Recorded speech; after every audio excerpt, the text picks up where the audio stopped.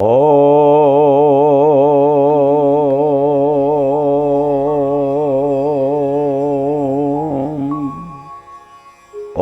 विश्वानि देव सवितर्दुरितानि पराशुव यद्भद्रम तन्न आशुव। हे परम कारुणिक परम प्रिय परम धाम प्रभु, इच्छा नथिले भी अनेक समय दूरित भावना गुड़िक मन को आक्रांत करी जीवन को मलिन करुछि। हे प्रभु, ये अशुद्ध भावना गुड़िक दूरे जाई शुद्ध भावना गुड़िक निकट को आसु, एतिक प्रार्थना एतिक निवेदन प्रभु। उपनिषदर उपकथार आज अध्याय को समस्त श्रोता बंधु मानक समस्त दर्शक बंधु मानक एवं समस्त मित्रगण को मोर श्रद्धा सम्मान भक्ति निवेदन करुछि। बंधुगण, आमे उपनिषदर उपकथार विभिन्न पर्याय रे ईशोपनिषदर आलोचना परे कठोपनिषदर आलोचना कले। परवर्ती क्षेत्र में श्वेताश्वेतर उपनिषद आपण जानिछंती जोठी तीनिटी अनादि अनंत कथार आलोचना कला, जाको त्रैतवाद बोली कहती, जहाँ को वेद कह जाइछि द्वा सुवर्णा सजुजा सखाया समान वृक्षम परिस्वजाते तयोरन्य पिप्पलम स्वादुवती अनश्रन अन्यो अभिचाकसेते। भागवतकार कहले एकई वृक्षे पक्षी दुई बसंती प्रिय भाव होई। गोटे प्रकृति रूपक पक्षी गोटे प्रकृति रूपक वृक्ष दुईटी पक्षी बसंती, गोटे आत्मा रूपक पक्षी गोटे परमात्मा रूपक पक्षी। गोटे भोग करे जड़े साक्षी रूप से देखे कौन करुछि कहीं करुछि केउ उद्देश्य करुछि, या पुण्य पाई ना पाप पाई, भल करुछि ना मंद करुछि, जीवन स्वार्थ पाई करुछि ना परार्थ पाई करुछि, ताकू जे लक्ष्य करे से होउचंदी परमात्मा, जे करे से होउछि आत्मा। आत्मा कर्म करे, यही कर्मफल को प्रदान करबा पाई परमात्मा जो कर्मफल विधान करिसंती ताकू जे बुझी नहीं ना, से कर्म करने पूर्व सतर्क हम सीना, किंतु कर्म करी अनुताप करने खूब कम हम, बारंबार सतर्क हम। से उपनिषद ऋषि कहले चिंतन कले कुतस्व ब्रह्म कुतो जात, ये ब्रह्म कौठु आसिले, संसार केमिति हैला, का केमिति सृष्टि हैला, अनेक जिनिस प्रश्न पचारे जे एगुड़िक एमती संजोगर सृष्टि हैला कि जदृच्छा सृष्टि हैला। ये सबू कथा को शुणी सारा परे से माने देखिले जड़े कई कर्ता अच्छी से काम करुछि। से से कहले सर्वा जीवे सर्वसंस्थे बृहंते तस्मिन् हंसो भ्राम्यते ब्रह्मचक्रे पृथक आत्मानं प्रेतारं च मत्वा जुष्टस्ततोस्तेन अमृतत्वमेति। से कहले सर्वा जीवे सर्वसंस्थे, सर्वा जीवे सर्व सारा जगतर अणु परमाणु भितरे जो माने जड़ चेतन ज प्राणतो निमिषतो महित्व एक इद्राजा जगतो बभुव। मंत्र कहले जे प्राणत निमिषत जड़ चेतन समस्त को जे नियंत्रण रखती, समस्त को जे शासन करती, समस्तंकर नीति नियम को जीवन सारे जे प्रयोग करती, से केबे जड़े एक परमात्मा के व्यतीत अन्य कई करिपारिबे नाही। वेदर मंत्र तो अनेक भाव में कही प्रजापते नत्व देता निन्यो विश्वा जाता परिता हो, वही विश्वर समस्त जात पदार्थ को नियंत्रण कर क्षमता केवल आपण पाखे अच्छी, अन्य कहीं करें ना। दत्ती द्वितीय समस्त प्रकार महात्मा महापुरुष मिसी समस्त बलवान मिसिले आउ द्वितीय सूर्य तैयारी करें।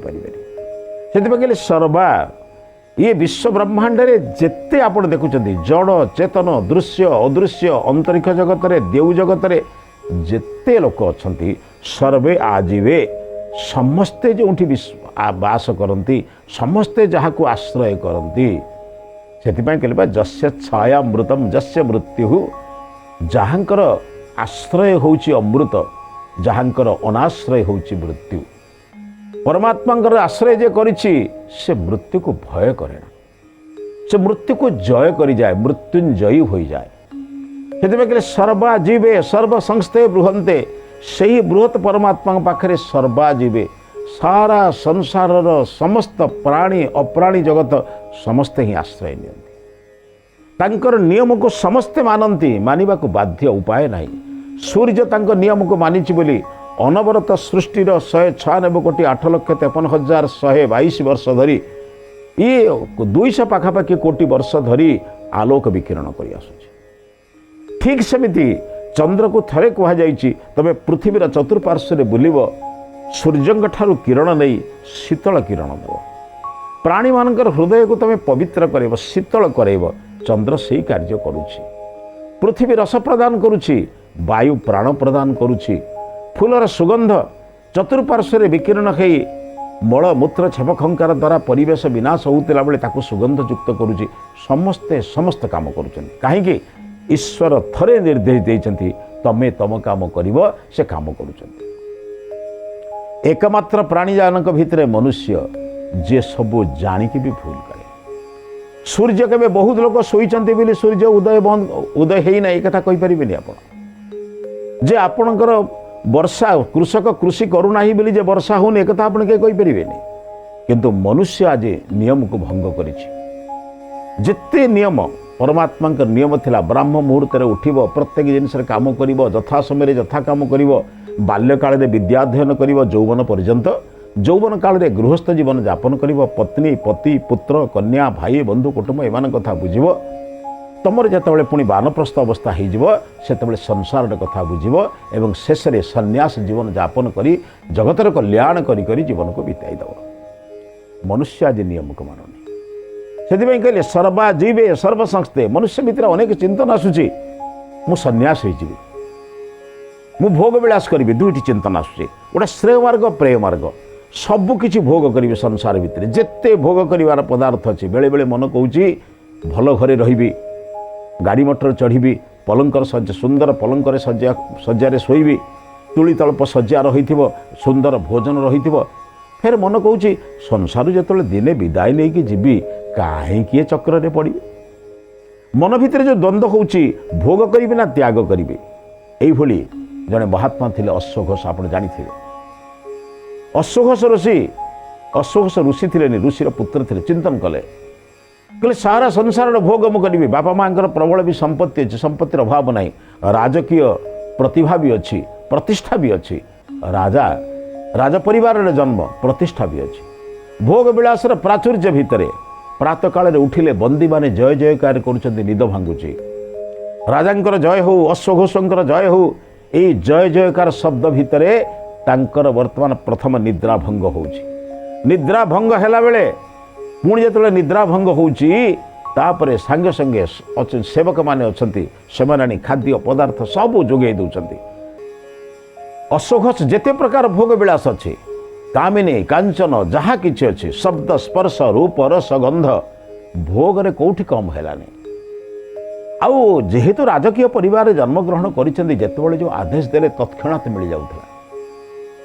ଯାହା ଚାହୁଁଥିଲେ, କେଉଁଠି ଯିବାକୁ ଚାହିଁଲେ ସାଙ୍ଗେ ସାଙ୍ଗେ ଘୋଡ଼ା ଗାଡ଼ିର ବ୍ୟବସ୍ଥା କରାଯାଉଥିଲା। ରାଜାଙ୍କର କଥା କିଏ ମନା କରିବ। ଭୋଜନ ଠାରୁ ଆରମ୍ଭ କରି ନୃତ୍ୟ ସଙ୍ଗୀତ ମନୋରଞ୍ଜନ ଯାହାର ଆବଶ୍ୟକତା ଯେତେ ସବୁ କିଛି ହେଉଥିଲା। କିନ୍ତୁ ବନ୍ଧୁ ଆପଣ ଜାଣିନାହାନ୍ତି, ଭୋଗ ଆଧିକ୍ୟ ହେଇଗଲେ ରୋଗର କାରଣ ହେଇଯାଏ। ମହାତ୍ମା ଭର୍ତ୍ତୃହରି କହିଲେ ଭୋଗେ ରୋଗ ଭୟମ କୂଳେ ଚିତି ଭୟମ କାଏ କୃତାନ୍ତାତ ଭୟମ। ଅତ୍ୟଧିକ ଭୋଗ କଲେ ରୋଗର କାରଣ ହୁଏ। ଆଜି ସମାଜରେ ଅନେକ ଲୋକ ରୋଗୀ ହେଇଛନ୍ତି ଭୋଗ ପାଇଁ। ଅନିୟମିତ ଭୋଜନ, ଅନିୟମିତ ବିଶ୍ରାମ ନାହିଁ, ଅନିୟମିତ ଜୀବନଚର୍ଯ୍ୟା, ଯଥା ସମୟରେ ଭୋଜନ ନାହିଁ, ଯଥା ସମୟରେ ଖାଦ୍ୟ ପଦାର୍ଥ କଥା ବୁଝୁନାହାନ୍ତି, ଯଥା ସମୟରେ ଶରୀରକୁ କ୍ଳାନ୍ତି ମେଣ୍ଟାଇବା ପାଇଁ ବିଶ୍ରାମ ହେଉନି, ରୋଗ ହେବନି ଆଉ କ'ଣ ହେବ। ସେଥିପାଇଁ ଶରୀରକୁ ରକ୍ଷା କରିବା ପାଇଁ ଦରକାର କ'ଣ? ବ୍ରହ୍ମଚର୍ଯ୍ୟ, ନିଦ୍ରା ଏବଂ ଆବଶ୍ୟକୀୟ ଭୋଜନ। ଏ ତିନିଟାକୁ ଯେତେବେଳେ ଠିକରେ ନିୟମରେ ମାନିବା ନାହିଁ, ଶରୀର ରୋଗଗ୍ରସ୍ତ ହେବ। ଅତ୍ୟଧିକ ଭୋଗ କଲେ ରୋଗ ହେବା ସ୍ୱାଭାବିକ। କାହିଁକି ନା ଭୋଗ କରିଲା ପରେ ବିଶ୍ରାମ ନ ନେଇ ଭୋଗ କରିପାରିବେ ନାହିଁ। କୌଣସି ଜିନିଷକୁ ଥରେ ଭୋଗ କଲା ପରେ ଇନ୍ଦ୍ରିୟମାନେ ଦୁର୍ବଳ ହୋଇଯାନ୍ତି। ଯାହାକୁ କଠୋପନିଷଦରେ ନଚିକେତା ଯମଙ୍କୁ କହିଥିଲେ, ହେ ଆଚାର୍ଯ୍ୟ ସର୍ବେନ୍ଦ୍ରିୟାଣମ ଜରୟନ୍ତି, ଇନ୍ଦ୍ରିୟମାନଙ୍କୁ ଦୁର୍ବଳ କରିଦିଏ ଭୋଗ। ଆପଣ ଭାବନ୍ତୁନି ଭୋଗ କଲା ପରେ ଆପଣ ସବଳ ଅଛନ୍ତି ବୋଲି, ଯେତେବେଳେ ଭୋଗ କରୁଛନ୍ତି ଆପଣ ଦୁର୍ବଳ ହେଉଛନ୍ତି। ଧୀରେ ଧୀରେ ଧୀରେ ଅଶ୍ୱଘୋଷଙ୍କର ଶରୀର ଦୁର୍ବଳ ହେଲା। ଅନୁତାପ କଲେ, କ'ଣ ମୁଁ କଲି? କେବଳ ଖାଇବା ପିଇବା ବସିବା ବୁଲିବା ଏଇଥିରେ ହିଁ ଜୀବନଚର୍ଯ୍ୟା ଚାଲିଦେଲି। ଯେତେବେଳେ ଯାହା ଚାହିଁଲି ସବୁ ମିଳିଗଲା, ଅଭାବ କିଛି କରେଇ ଦେଲେନି। ଆଜିକାଲି ମଧ୍ୟ ଅନେକ ଅଭିଭାବକମାନେ ଚିନ୍ତନ କରୁଛନ୍ତି, ନିଜର ସନ୍ତାନ ସନ୍ତତିମାନଙ୍କୁ ଆମେ କଷ୍ଟ ଦେବୁନି। ମୁଁ କଷ୍ଟ ଦେବା କଥା କହୁନି, ସେମାନେ ବୁଝନ୍ତୁ ଦୁଃଖ କ'ଣ, ଯନ୍ତ୍ରଣା କ'ଣ, କଷ୍ଟ କ'ଣ। ଆପଣମାନେ ଲକ୍ଷ୍ୟ କରିଥିବେ, ଯେତେବେଳେ ଚାଲିକି ଆପଣ ଯାଉଥିଲେ ଯେତେବେଳେ ଦୂର ଦୂରାନ୍ତରେ ରହିକି ପାଠ ପଢ଼ିବା ପାଇଁ ଯାଉଥିଲେ ସେତେବେଳେ ପାଠ ପଢ଼ାର ମହତ୍ତ୍ୱ ଥିଲା। ବର୍ତ୍ତମାନ ସବୁ ସୁବିଧା ଭିତରେ ଆମେ ପାଠ ପଢ଼ିବାକୁ ଯାଉଛେ, ପାଠ ପଢ଼ାର ମୂଲ୍ୟକୁ କାହିଁକି ଆମେ ବୁଝୁନାହାନ୍ତି। ତେଣୁ ବନ୍ଧୁ ସେଥିପାଇଁ କୁହାଗଲା ଜୀବନରେ କିଛି କଷ୍ଟ ଭିତରେ ବି ଯାଅ, ଦିନେ ଦିନେ ଦେଖ କେମିତି ହୁଏ। ପରମାତ୍ମା କେବଳ ଭୋଗ କରନି, ଭୋଗ ଭିତରେ ରହିଲେ ବିଭିନ୍ନ ପ୍ରକାର କାରଣ ସୃଷ୍ଟି ହେବ। ରୋଗ, ଶରୀରର ରୋଗ କାରଣ ହେବ, ମନରେ ମଧ୍ୟ ଦ୍ୱନ୍ଦ୍ୱ ସୃଷ୍ଟି ହେବ। ସେଥିପାଇଁ ଅସଘୋଷ ଚିନ୍ତନ କଲେ ଭୋଗ କରି କରି ମୁଁ ଶାନ୍ତି ପାଉନାହିଁ, କେତେ ଭୋଗ ଭିତରେ କରିବି। ତେଣୁ ଭାବିଲେ ନା, ଇଏ ମାର୍ଗ ଠିକ୍ ନୁହେଁ, ଜୀବନରେ ଶ୍ରେୟ ମାର୍ଗର ପଥିକ ହେବି।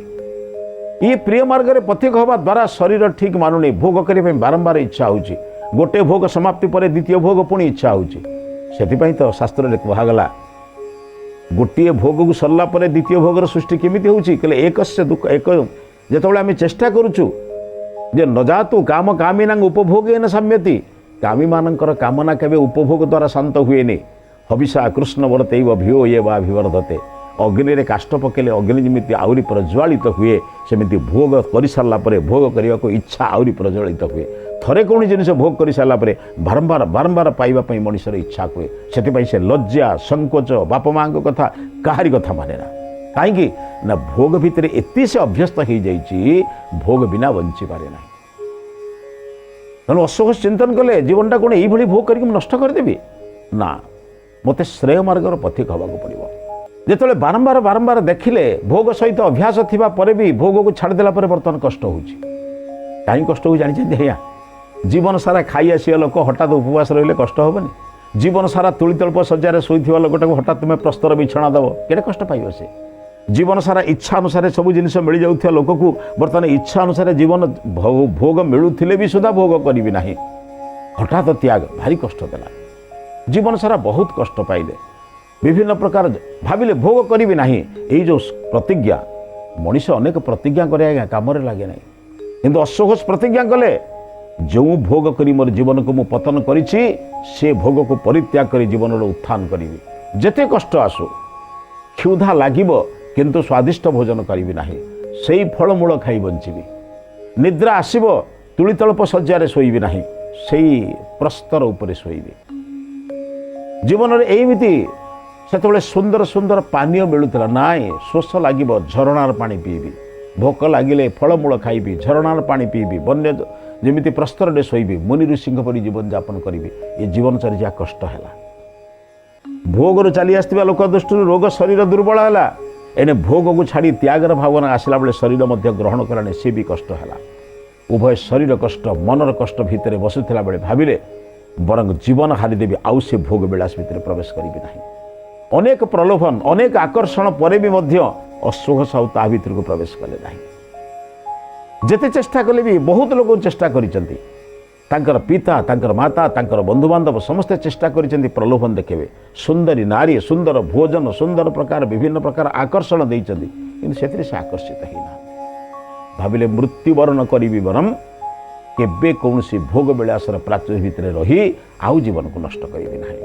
କିନ୍ତୁ ବନ୍ଧୁ, ସଂକଳ୍ପ କରିଦେବାଟା ସହଜ, ସଂକଳ୍ପକୁ ପୂର୍ଣ୍ଣ ମାତ୍ରାରେ ଲିଭେଇବା, ସଂକଳ୍ପକୁ ପୂର୍ଣ୍ଣ ମାତ୍ରାରେ ପ୍ରୟୋଗ କରିବା, ଜୀବନର ଅନ୍ତିମ ସମୟ ପର୍ଯ୍ୟନ୍ତ ତାକୁ ମାନିବା, ଏ କମ୍ ବଡ଼ କଥା ନୁହେଁ ଆଜ୍ଞା। କହିବା ବହୁତ ସହଜ ଆଜ୍ଞା। ଜୀବନରେ ଯିଏ କରିଛି ସେ ଜାଣିଛି ଆଜ୍ଞା, ଯାହାର ଅନୁଭବ ନାହିଁ ସେ କରିପାରିବ ନାହିଁ। କେବଳ ଭୋଗ ଭିତରେ ନିଜକୁ ଦୁର୍ବଳ ଲାଗିଲା ବୋଲି, ଭୋଗ ଭିତରେ ବିରକ୍ତି ଲାଗିଲା ବୋଲି ବର୍ତ୍ତମାନ ଅନୁରକ୍ତି ହେଇଛି ତ୍ୟାଗରେ। କିନ୍ତୁ ତ୍ୟାଗ ଭିତରେ ଜୀବନ ଚଳିବା ଭାରି କଷ୍ଟକର ଆଜ୍ଞା। ଗୋଟେ ଗଛ ମୂଳରେ ବସିଛନ୍ତି, ଭାବିଲେ ଯଦି ମୁଁ ବଞ୍ଚି ନ ପାରିବି, ମରିଯିବି, ଆତ୍ମହତ୍ୟା କରିଦେବି। এইভাবে করে মরিଯିବେ বরং ଆଉ ସେ ଭୋଗ ଭିତରକୁ ପ୍ରବେଶ କରିବେ ନାହିଁ। ଗୋଟେ ବୃକ୍ଷ ମୂଳରେ ବସିଛନ୍ତି, ଦେଖିଲେ ଗୋଟେ କୃଷକ କୃଷି କ୍ଷେତ୍ରରେ ପରିଶ୍ରମ, ପ୍ରବଳ ପରିଶ୍ରମ କରୁଛି। ଖରା, ପ୍ରଚୁର ଖରା ଭିତରେ, ମୁଣ୍ଡ ଫଟା ଖରା ଯାହା କୁହନ୍ତି, ସେ ଖରା ଭିତରେ ହିଡ଼ ଉପରେ ବସିଛି, ଘାସ ଛିଡ଼ଉଛି, ପୁଣି ବିଲ ଭିତରକୁ ଯାଉଛି, ଘାସ ବାଛୁଛି, ପୁଣି ତାକୁ ଆଣିକି ହିଡ଼ ଉପରେ ରଖୁଛି। ଧାନ କିଆରି ଭିତରେ ବୁଲି ସବୁବେଳେ ଶସ୍ୟକୁ ରକ୍ଷା କରିବା ପାଇଁ ଯେଉଁ ବିଭିନ୍ନ ପ୍ରକାର ଘାସ ଗୁଡ଼ିକ ହେଇଥିଲା ତାକୁ ପରିଷ୍କାର କରିବା ପାଇଁ ଚେଷ୍ଟା କରୁଛି। ଚେଷ୍ଟା କରିକି ଯେତେବେଳେ ମଝିରେ ବସି ବସି ସୁନ୍ଦର ସୁନ୍ଦର ଗୀତ ଗାଉଛି, ବଡ଼ ଆନନ୍ଦରେ ଗୀତ ଗାଉଛି ଆଜ୍ଞା।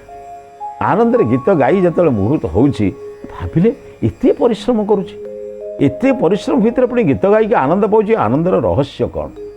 ଅଶ୍ୱଘୋଷ ନିଜର ଅତି କ୍ଳାନ୍ତ ଶରୀର, ପାଦ ଠିକରେ ପଡ଼ୁନି, ମାନେ ଖାଦ୍ୟ ଠିକ୍ ଭାବରେ 2-3 ଦିନ ଧରି ଖାଇ ନାହାନ୍ତି, ଟଳମଳ ପାଦରେ। ଲୋକ ଜଣେ ଭାବିବ ଯେମିତି ନିଶାସକ୍ତ ବୋଲି, କିନ୍ତୁ କୌଣସି ନିଶାସକ୍ତ ନୁହେଁ। ହଁ, ଯଦିଓ ନିଶାସକ୍ତ, ସେ କି ନିଶାସକ୍ତ? ମୋକ୍ଷ ମୁକ୍ତି ପାଇବାର ନିଶା। ଏଇ ଯେଉଁ 6 ଘଣ୍ଟିଆ 12 ଘଣ୍ଟିଆ ନିଶା ନୁହେଁ। କବିର କହିନାହାନ୍ତି ଶୁଭେ ପିଅ ତ ଶାମ ନାହିଁ, ଶାମ ପିଅ ତ ଶୁଭେ ନେଇ, ଏଇସା ନଶା ଚଢ଼ା ଦଉଛ କଭି ଉତରେ ନାହିଁ। ଆରେ ଭାଇ, ସକାଳେ ପିଉଛ ସନ୍ଧ୍ୟାବେଳକୁ ନାହିଁ, ସନ୍ଧ୍ୟାବେଳେ ପିଉଛ ସକାଳୁ ନାହିଁ। ଥରେ ଏମିତି ନିଶା ଚଢ଼େଇ ଦିଅ, ଜୀବନ ସାରା ସେ ନିଶା ଉତରିବନି। କେଉଁ ନିଶା? ଈଶ୍ୱରଙ୍କ ନିଶା, ଭଲ ପାଇବାର ନିଶା, ଅନ୍ୟକୁ ପରୋପକାର କରିବାର ନିଶା, ଦୁଃଖ ଯନ୍ତ୍ରଣାରେ ଥିବା ଲୋକମାନଙ୍କର ଉଦ୍ଧାର କରିବାର ନିଶା, ଜଗତର କଲ୍ୟାଣ କରିବାର ନିଶା ଭିତରେ ଯେ ପଡ଼ିଯିବ, ସେ ନିଶା କ'ଣ କେବେ କାହାକୁ ଛାଡ଼େ? ଯାଇ ପହଞ୍ଚିଗଲେ କୃଷକଟି ଶସ୍ୟକ୍ଷେତ୍ର ଭିତରେ ଘାସ ଉପାଡ଼ୁଛି, କାଦୁଅ ଭିତରେ ପଶିଛି, ଅଧା ଦେହ ହାତ ତାର ଅର୍ଧ କାଦୁଅ, ଦେହ ଭିତରେ ପୁରା ମାନେ ମାଟିର ସବୁ ମିଶି ଯାଇଛି, ମାଟି କାଦୁଅ ସବୁ ମିଶି ଯାଇଛି ଦେହରେ। ସେଇଭଳି ଭିତରେ ଆନନ୍ଦରେ ଗୀତ ଗାଉଛି, ସୁନ୍ଦର ସୁନ୍ଦର ଗୀତ ଗାଇ କାମ କରୁଛି। ଯାଇ ପହଞ୍ଚିକି କହିଲେ ଆଜ୍ଞା, ମୁଁ ଆପଣଙ୍କୁ କିଛି ପଚାରିବା ପାଇଁ ଆସିଛି। କହିଲେ ହଁ, ମୋତେ କ'ଣ ପଚାରିବେ? କ'ଣ ମୁଁ ବିଦ୍ୱାନ ନା ସାଧୁ ନା ସନ୍ଥ? କ'ଣ ଆଜ୍ଞା, ମୁଁ ଗୋଟେ ମୂଳେ ମୁଣ୍ଡିଆ କୃଷକଟିଏ ଆଜ୍ଞା। ପର ବିଲରେ କାମ କଲେ 2 ପଇସା ମିଳେ ଆଜ୍ଞା, ସେଇ ପଇସାରେ ପରିବାର ଚଳାଏ। ଏଥିରେ ମୁଁ କ'ଣ କେଉଁ ପାଠ ପଢ଼ିଛି ନା ଜାଣିଛି ନା ଜ୍ଞାନୀ ନା କ'ଣ ମୋତେ ଆପଣ ପଚାରିବେ? କହିଲେ ମୁଁ ତା ପଚାରିବାକୁ ଆସିନି। ମୁଁ ଆପଣଙ୍କୁ ଅଙ୍କ ପଚାରିବି ନାହିଁ, କି ବିଜ୍ଞାନ ପଚାରିବି ନାହିଁ, କି ସଂସ୍କୃତ ପଚାରିବିନି। ଆପଣଙ୍କୁ ଗୋଟିଏ ପଚାରିବି, ଏଇ ଯେଉଁ ସୁନ୍ଦର ଭାବରେ ଗୀତ ଗାଉଛନ୍ତି, ଆନନ୍ଦରେ ମଜଗୁଲ ଭିତରେ ଆପଣ ଅଛନ୍ତି, ଏହାର ରହସ୍ୟ କ'ଣ? ସେ କହିଲେ ମୁଁ ରହସ୍ୟ ତମକୁ କ'ଣ କହିବି ଭାଇ? ମୁଁ ଗୋଟିଏ କଥା ଭାବିଛି, ଘରୁ ବାହାରିଲା ବେଳେ ଭାବିଛି ମାଲିକର କାମ କରିବି। ମାଲିକ ସନ୍ତୁଷ୍ଟ ହେଲେ ମୋତେ ପାରିଶ୍ରମିକ ଦେବ, ସେଇ ପାରିଶ୍ରମିକ ନେଇ ଦୋକାନରୁ କିଛି ପନିପରିବା କିଛି ବା ଆହୁରି କିଛି ଆବଶ୍ୟକ ଡାଲି ଚାଉଳ କିଣିଲେ ମୋ ପରିବାର ବଞ୍ଚିବେ। ମୁଁ ଏତିକି ବୁଝିଛି ଆଜ୍ଞା। ଜଣକ ଆଶ୍ରୟରେ ଅଛି, ମୁଁ ଭାବିଛି ଯଦି ମାଲିକର ଆଶ୍ରୟ ରହିଲେ ମୋତେ ଏତିକି ମିଳୁଛି, ସାରା ଜଗତର ମାଲିକ ଯେଉଁ ପ୍ରଭୁ, ତାହାର ଆଶ୍ରୟ ରହିଲେ କେତେ ଆନନ୍ଦ ମିଳନ୍ତାନି। ଯିଏ ରହିଛି ଆଜ୍ଞା ଜାଣିଛି, ମୁଁ ଖାଲି ଶୁଣିଛି ବାବାଜୀମାନଙ୍କ ଠାରୁ, ସାଧୁସନ୍ଥମାନଙ୍କ ଠାରୁ ଶୁଣିଛି, ଯିଏ ଭରସା କରିଛି ଈଶ୍ୱରଙ୍କ ଉପରେ ନା, ଜୀବନ ତାର ବଦଳି ଯାଇଛି ଆଜ୍ଞା। भरोसा करो तो ईश्वर पर, तुझे धोखा नहीं होगा, ये जीवन बीत जाएगा, तुझे रोना नहीं होगा। मु आज्ञा काम कर भावुची मालिक काम करुच्ची, मालिकर कामटा जब निष्ठार सह करी, मालिकर काम जब तदगत तल्लीन भाव में करी, मालिक संतुष्ट हम। मालिक संतुष्ट हेले मते तार जो संतोष रूपक धन मत से प्रदान कर धर्म परिवार चलि। केवल ईश्वर उपर भरोसा करी, केवल मालिक उपर भरोसा करी। से पचारे कि रहस्य कहूँ जन कृषक, ये दर्शन पढ़िनी, वेद पढ़िनी, उपनिषद पढ़िनी, पुराण पढ़िनी, किंतु जीवनर प्रकृत रहस्य को पढ़ी। से बाबा कौन कहलु रे?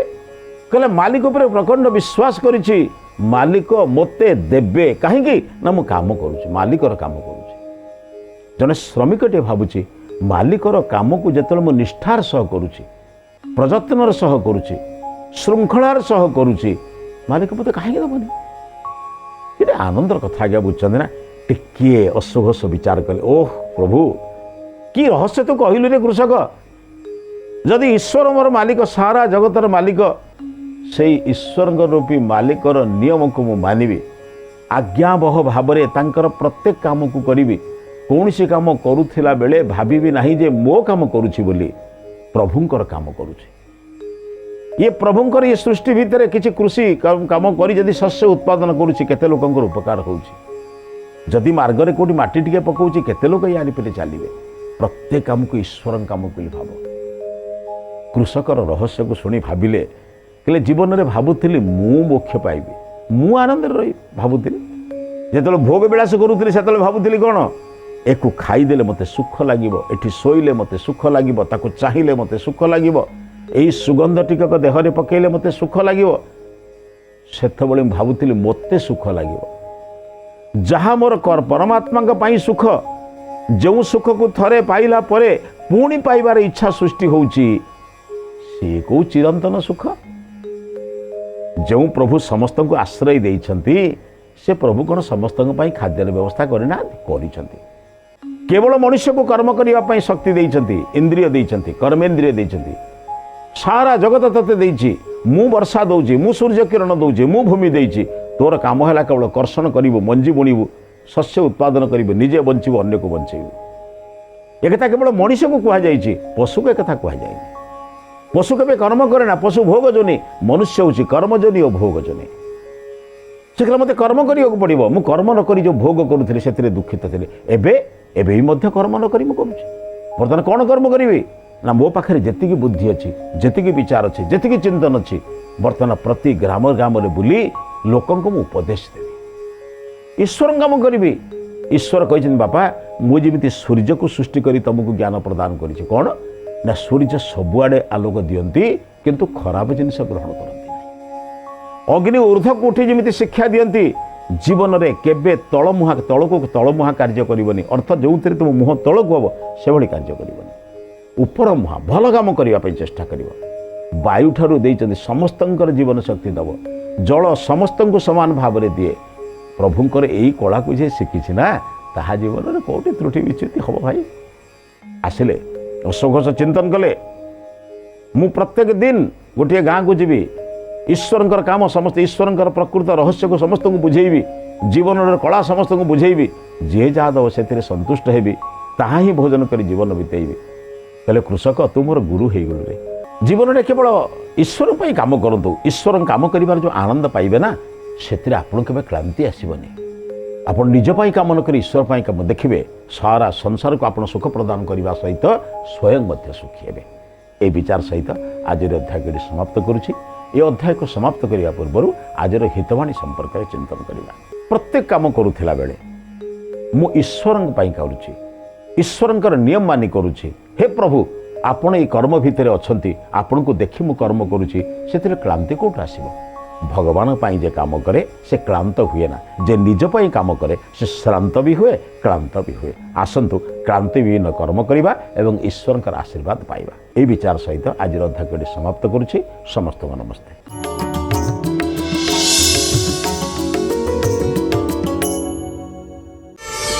प्रार्थना आम आनंदर उत्स।